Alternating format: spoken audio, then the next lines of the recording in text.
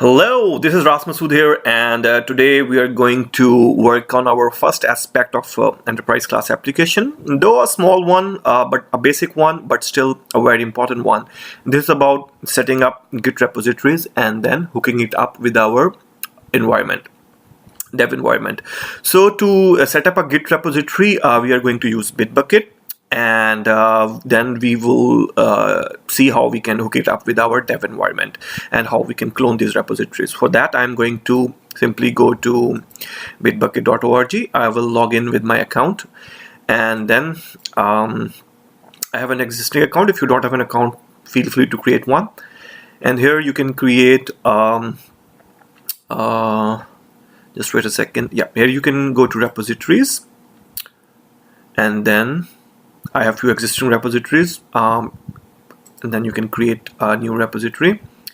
Click repository, and we are creating a new repository. I'm going to create a repository for our client-side work, so I'll simply say client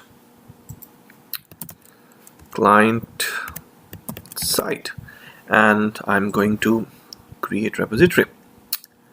It's as simple as that. So the next step is to actually clone this repository. For that, I will just do a first commit, and I will just create a readme file here.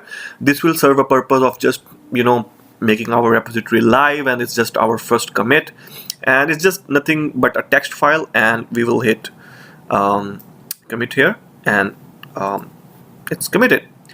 So the next step is to actually this URL is of importance, and we will just simply copy this URL, and then we will go to Visual Studio, and then you can use Git commands there. I'm not a huge fan of Git commands and trying to do it like that. I try to leverage as UI for these kind of things as much as possible, but this is just a personal choice.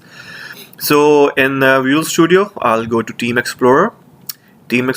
I'll hit connect, and here I will hit I think this is the manage connection button, and then here I will hit clone, and then I will just paste the URL I just copied, and then I will point it to something local. In my local, I have created this folder which will have all the application aspects, and this repository is related to client side, so I'll hit client side. And all I'm saying is that my online repository should be mapped to this local folder, and I will hit clone, and it is initiating the clone. It might ask for my username and password, but I was cloning earlier, and I already supplied my username and password. And in your case, if you're doing it for the first time, it might prompt for a username and password, and you have to submit your username and password. So it is cloned, as simple as that. And if I go to my folder where I just cloned it, you can see application aspect client side, and you can see this Git folder, and this is the readme file which we just committed while we were on the website. And this Git folder has all the necessary information. I should not try to peek into it unless really required, or try to change it. But this is as simple as that. We have our local folder mapped to our Git repositories.